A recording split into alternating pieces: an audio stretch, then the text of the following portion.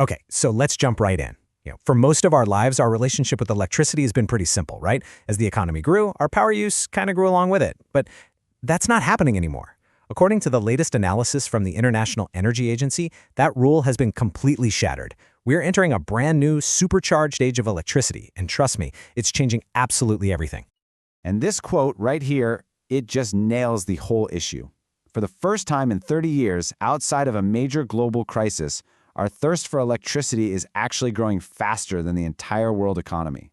Just let that sink in for a second.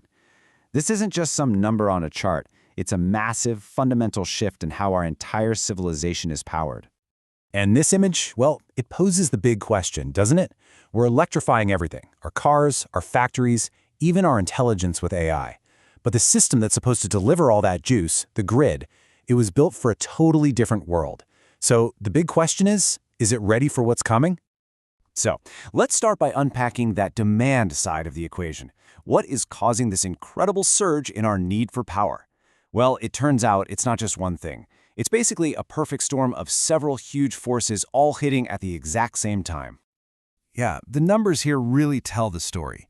For about 15 years, in developed countries like the US and in Europe, electricity demand was basically flat. Well, that's over.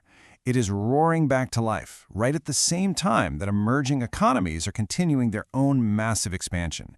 And the result is this incredibly steep, relentless climb in global demand you're looking at.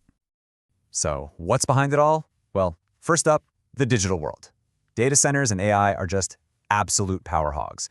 Some estimates say that by 2026, the AI industry alone could use as much electricity as a country the size of Sweden. Wow.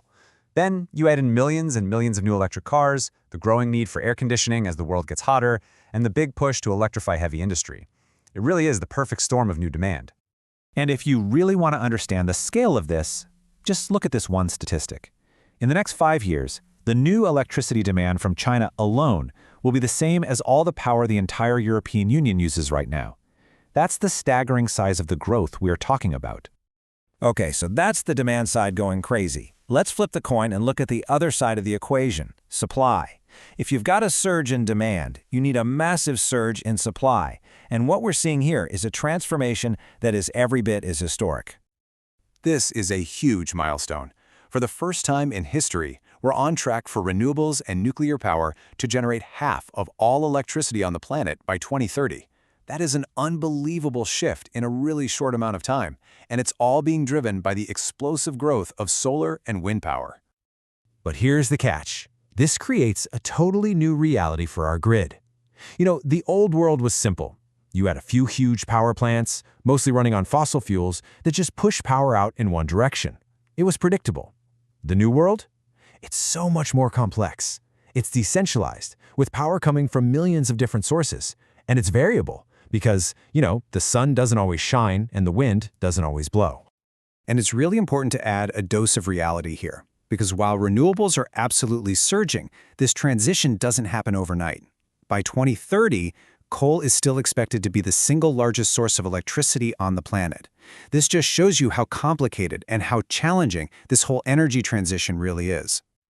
And that brings us to the third, and honestly, the most critical piece of this entire puzzle. This is the core problem. You've got surging modern demand on one side and this revolutionary variable supply on the other.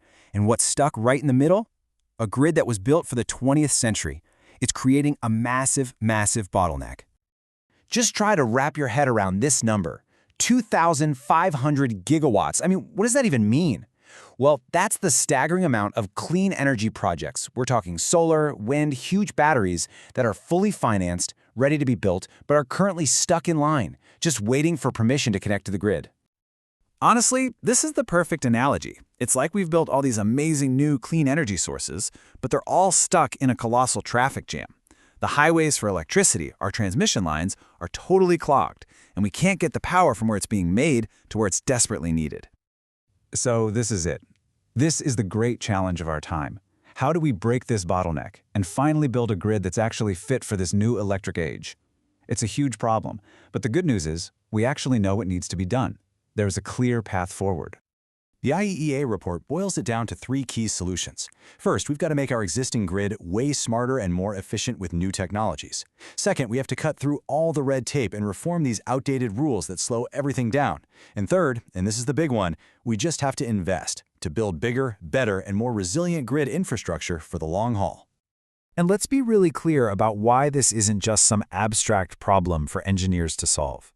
The success or failure of this whole transition hits you right at home. It directly impacts your wallet through your energy bills, it determines whether the lights stay on during a heat wave, and it's going to decide whether amazing innovations like AI and electric cars can actually reach their full potential. So that's the ultimate question we're all left with. We are, without a doubt, entering a new age of electricity.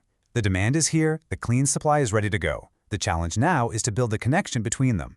A grid that's not just bigger, but one that's smarter, more flexible, and more resilient than anything we've ever had before. The future of our electric age literally depends on it.